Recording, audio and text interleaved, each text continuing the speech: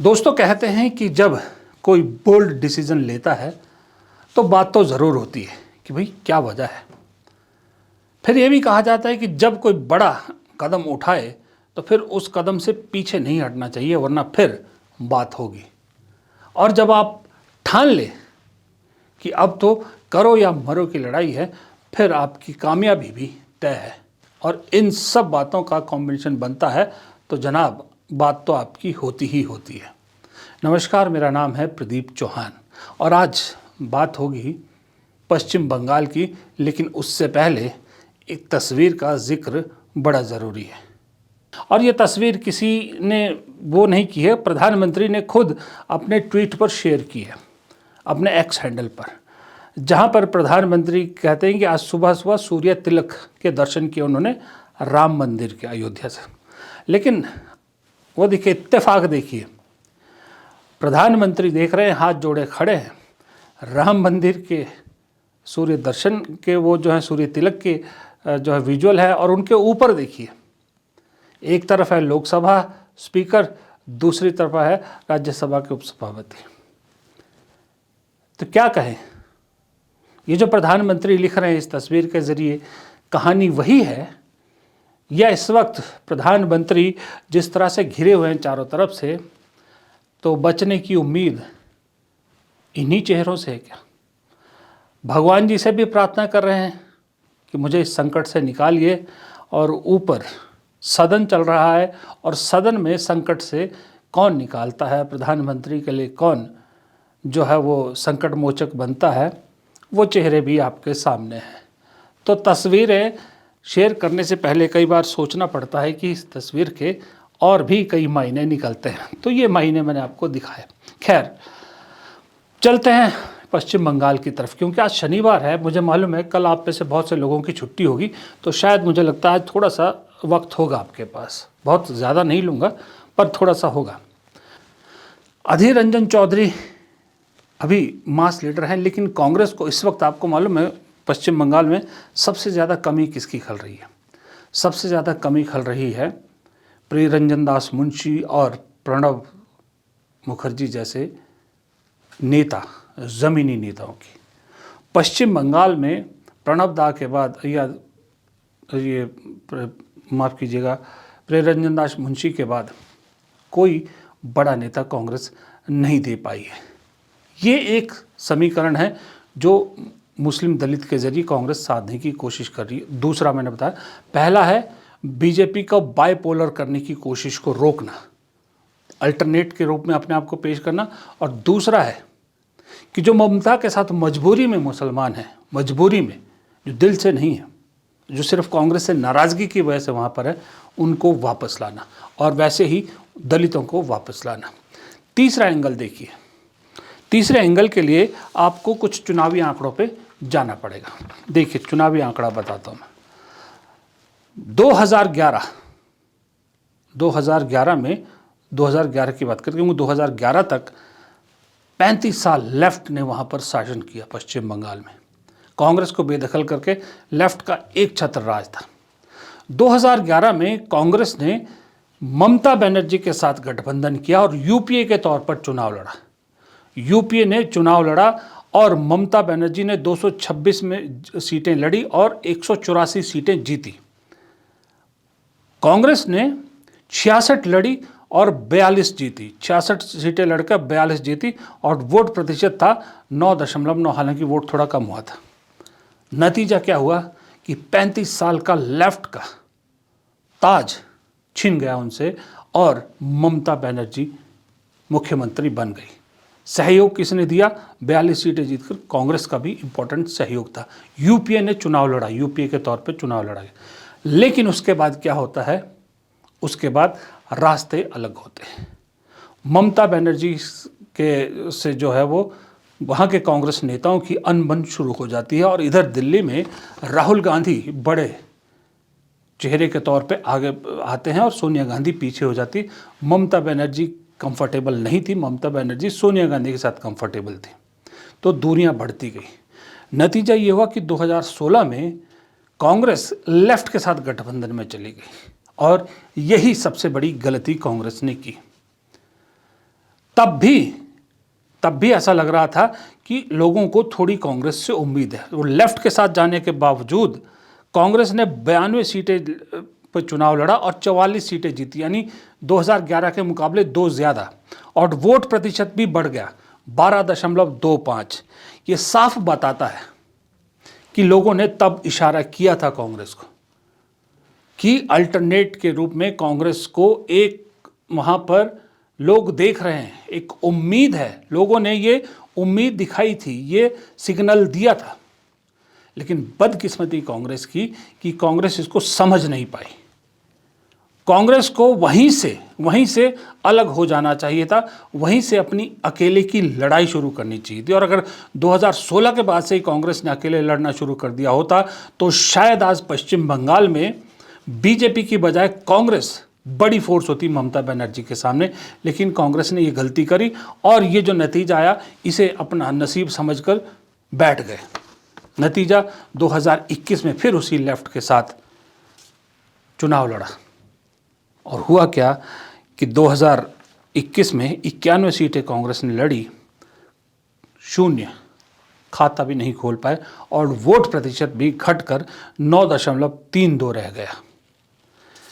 बड़ी बेसिक सी चीज़ थी कि पश्चिम बंगाल के लोग कह रहे हैं कि जिस लेफ्ट के शासन से दुखी होकर 35 साल के शासन से दुखी होकर ममता को चुना और कांग्रेस ने ममता का साथ दिया, लगा कि ये कांग्रेसी जो है वो दिमाग, कांग्रेसी जो माइंडसेट है ये प्रदेश को अच्छा चलाएगा, प्रदेश के लिए हितकारी होगा। क्योंकि ममता बनर्जी भी तो कांग्रेस से छिटक कर ही उन्होंने अपनी पार्टी बनाई थी।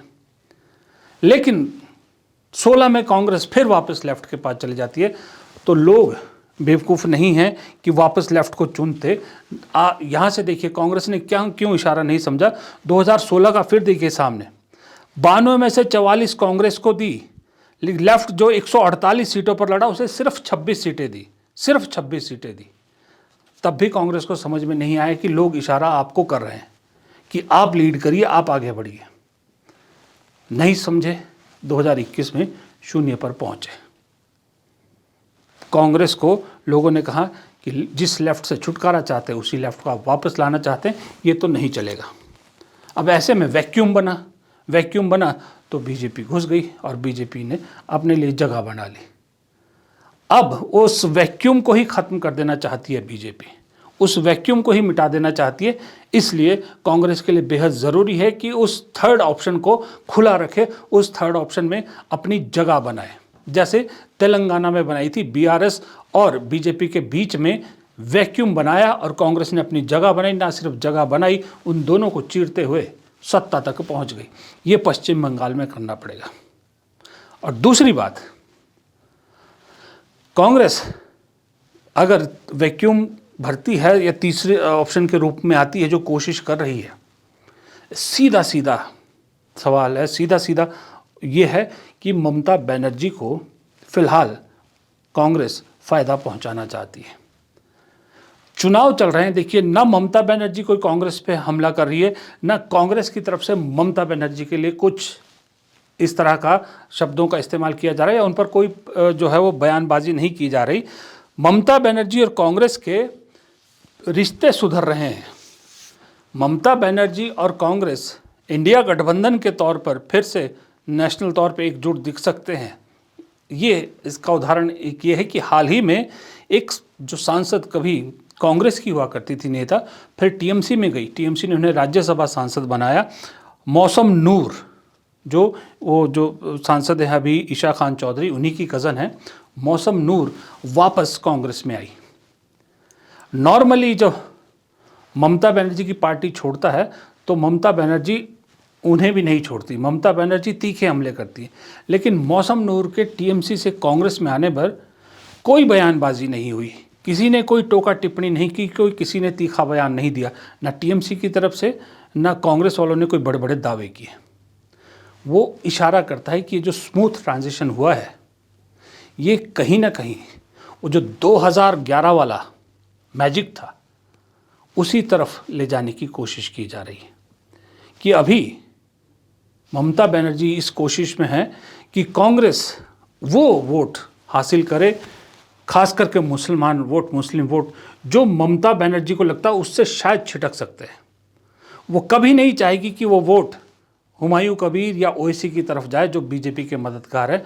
वो चाहती है कि कांग्रेस किसी तरह से इन वोटों को अपनी तरफ खींच ले, क्योंकि वो भी जानती है कि कांग्रेस कोई बहुत बड़ा गेम चेंज नहीं करने वाली, कुछ सीटें बहुत सारी नहीं जीतने जाएगी, लेकिन ये जो वोट अगर जाता है कहीं इधर उधर वो ममता को नुकसान पहुंचा सकता है। इसलिए कांग्रेस को वो चाहती हैं कि इस वैक्यूम को भरे। साथ ही जो दलित वोट भी ममता को लगता है कि उनके साथ नहीं है, बीजेपी की तरफ जा सकता है, उस दलित वोट को अगर कांग्रेस किसी तरह अपनी तरफ खींच पाती है तो ये बीजेपी के लिए बहुत बड़ा झटका होगा, बीजेपी को बहुत नुकसान करेगा। तो जो 2011 का कमराडी था, 2011 की जो आपसी तालमेल था, जो सहयोग था एक दूसरे का, उस मैजिक को दोबारा रिवाइव करने की कोशिश की जा रही है दोनों तरफ से।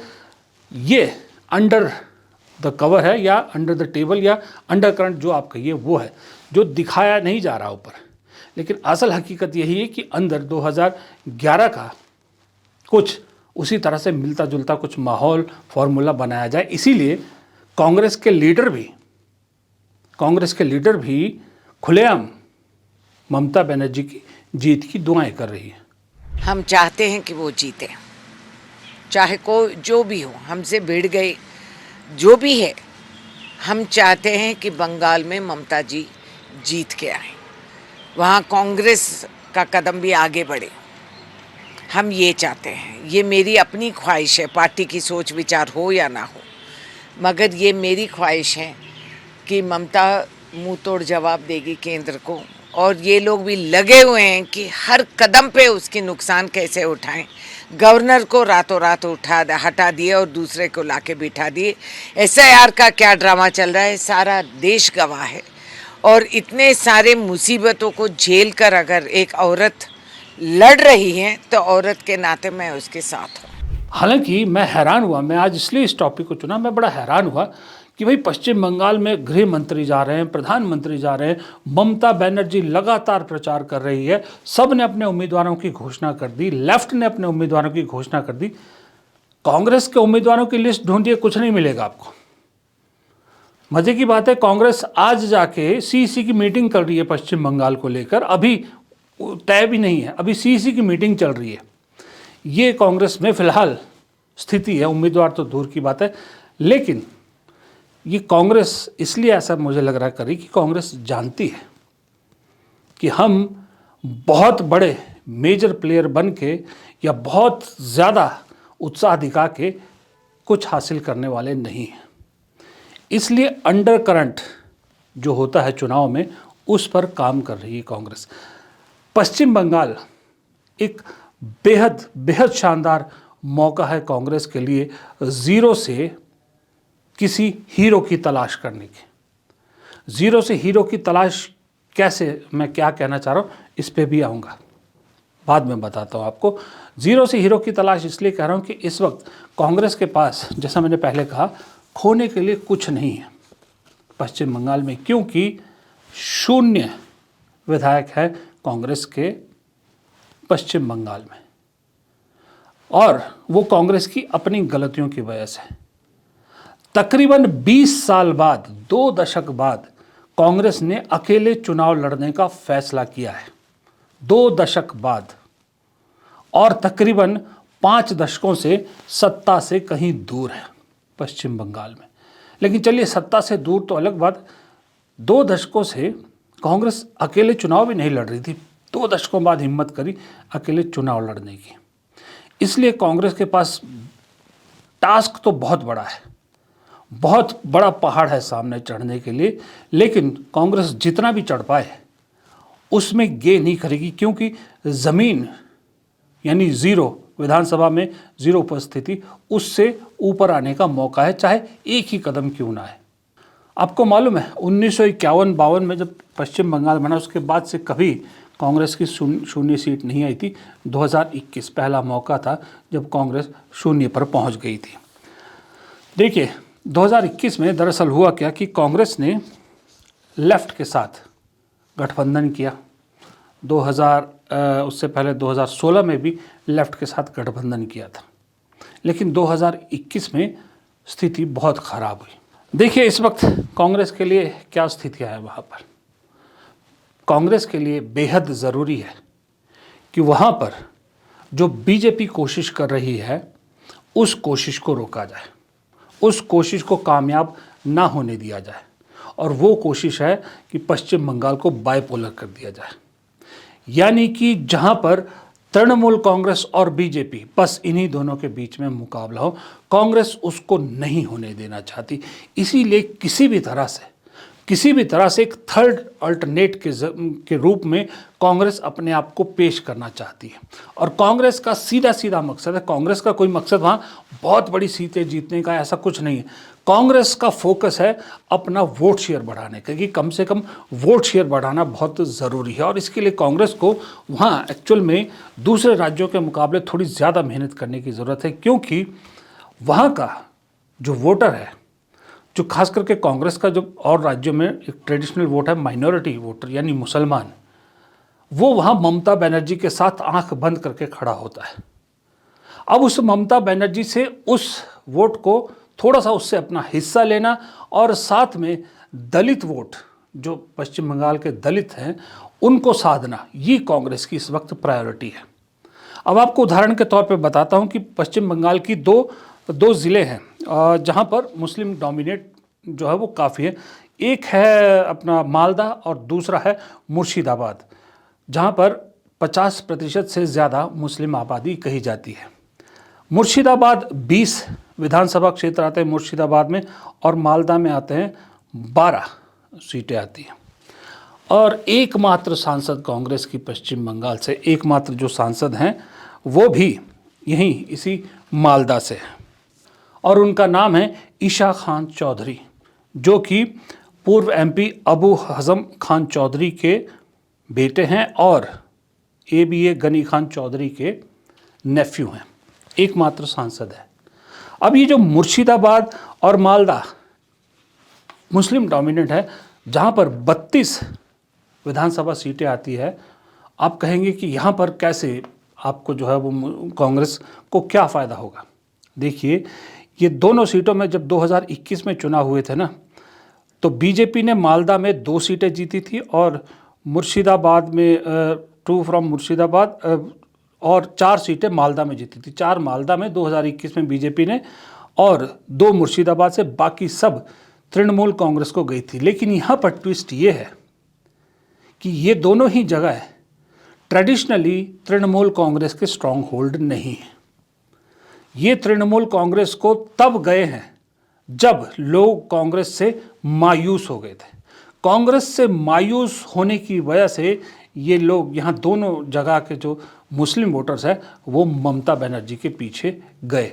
यहाँ सोचिए, मुस्लिम डोमिनेट जहाँ 50% से ज़्यादा मुस्लिम आबादी है, वहाँ अगर बीजेपी एक जगह 4 और एक जगह 2 सीट जीतती है, तो आप सोच सकते हैं ना कि वहाँ स्पेस तीसरे के लिए ज़रूर है, और कांग्रेस वही करना चाहती है। और यहीं से मैंने आपको बताया कि सांसद भी है मालदा से, और इसी इलाके से फिलहाल कांग्रेस के पश्चिम बंगाल में सबसे बड़े चेहरे अधीर रंजन चौधरी भी आते हैं। हालांकि इस बार वो लोकसभा चुनाव हार गए, लेकिन उसके बावजूद भी उस इलाके में अधीर रंजन चौधरी एक मास लीडर के रूप में जाने जाते हैं। वो मास लीडर के रूप में अधीर रंजन चौधरी है, और जो प्रदेश अध्यक्ष है वहाँ पर इस वक्त, उन्हें ऑर्गेनाइजेशन का आदमी कहा जाता है, यानी संगठन का आदमी प्रदेश अध्यक्ष है और मास लीडर आपके पास एक पूर्व सांसद के रूप में।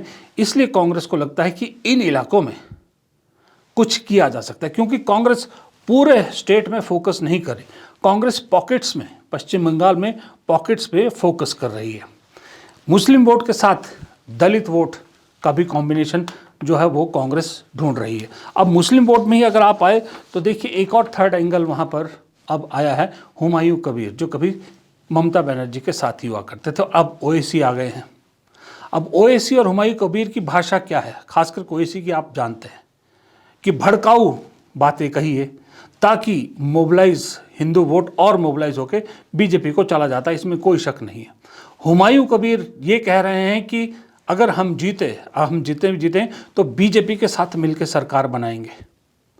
ये बड़ा क्लियर हो गया है कि हुमायूं कबीर और ओवैसी की स्ट्रेटेजी पश्चिम बंगाल में क्या है, किसको फ़ायदा पहुंचाने की है। तो ऐसे में जो मुस्लिम मतदाता वहाँ पर एक ऑप्शन ढूंढना चाहता है, वहाँ पर हुमायूं कबीर और ओवैसी भी फिट नहीं बैठते। कांग्रेस के लिए मौका है, इसलिए कांग्रेस का ज़रूरी था इस बार अकेले जाना। ये बड़ा इंपॉर्टेंट पॉइंट है जो मैं भूल गया कि कांग्रेस का क्यों ज़रूरी था इस बार इकलौता यानी अकेले चुनाव लड़ना, एकला चलो करने का। उसकी एक वजह यह भी है कि लेफ्ट का ठप्पा रहता तो मुसलमान फिर नहीं जाता कांग्रेस के पास, कांग्रेस की तरफ देखता भी नहीं। इस अब अकेले लड़ने से उम्मीद है कि कुछ तो है जो इस तरफ को डाइवर्ट हो सकता है कांग्रेस की तरफ। और साथ में मैंने कहा आपको कि अधीर रंजन चौधरी जैसा फैक्टर वहाँ पर है। और ये बात सिर्फ रेणुका चौधरी नहीं कह रही, अभिषेक मनु सिंह भी ने यही बात की और कई नेताओं ने ये बात की है कि दरअसल चाहते हैं कि ममता जीते और ये भी चाहते हैं कि कांग्रेस बेटर परफॉर्म करे।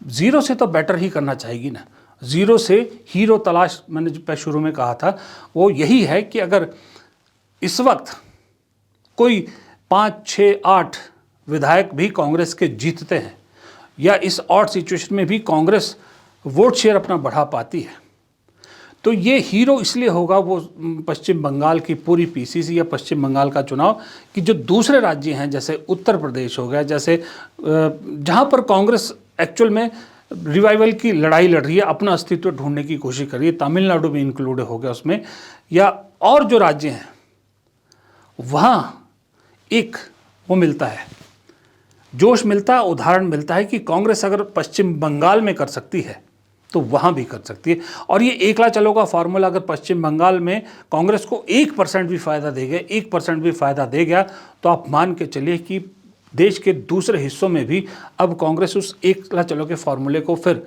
अपनाने से झिझकेगी नहीं, ज़रूर जाएगी। और साथ ही यही फार्मूला मुझे लगता अपनाएगी विधानसभा चुनाव में जो ममता के साथ अपनाया जा रहा है। अधीर रंजन चौधरी को जब पीसीसी अध्यक्ष पद से हटाया गया था, वो माना जा रहा है कि शुरुआत वहीं से हुई थी, क्योंकि अधीर रंजन चौधरी से ममता बनर्जी बहुत अनकंफर्टेबल थी।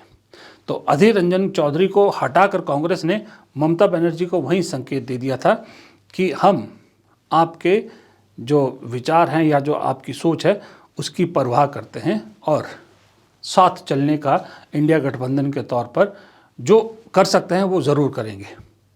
क्योंकि याद रखिएगा, कोई भी पार्टी है इंडिया गठबंधन की, सब ने एक बात ज़रूर कही है कि जो इंडिया गठबंधन बना वो लोकसभा चुनाव के लिए बना है और उसमें तय था कि विधानसभा चुनाव में अपने अपने हिसाब से सब चुनाव लड़ेंगे। तो अगर ममता बनर्जी और कांग्रेस का संबंध सुधरता है इस विधानसभा चुनाव के बाद, तो लोकसभा चुनाव के लिए एक बड़ा ज़बरदस्त कॉम्बिनेशन हो जाएगा। क्योंकि अब तक ममता बनर्जी की नाराज़गी आए दिन दिखती रहती है इंडिया गठबंधन को लेकर, कांग्रेस के लीडरशिप को लेकर। और दूसरा झटका पता किसको लगेगा? बीजेपी के अलावा अरविंद केजरीवाल को। अरविंद केजरीवाल पूरी कोशिश में है कि इंडिया गठबंधन से एक तीसरा फ्रंट निकाला जाए जिसमें वो हों, ममता बनर्जी हों और साथ में 2-3 और जुड़ जाए। अगर ममता पीछे हट गई और इंडिया गठबंधन के साथ रही तो अरविंद केजरीवाल के लिए भी ये बहुत बड़ा झटका है। लेकिन सवाल ये है, फिर पहली वाली बात पे आता हूँ, इस सब के बीच में कांग्रेस अभी है कहाँ?